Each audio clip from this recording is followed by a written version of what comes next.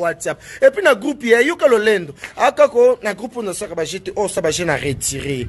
Yonko retire quand ça sara wapi. O quand ça retirer mutu na groupe WhatsApp. Groupe WhatsApp c'est quoi? So retirer mutu ndeni no quand ça moi ça refi à visa en ambassade. Et un groupe WhatsApp. Et un encore un petit numéro on a au sel en groupe. Bah baro quitter na bango. Ma kiem pa. Faut so suba. Iba administrateur bois lolendo Na ben poli boko tsana ba groupe na ba finga ba tota ba yeba.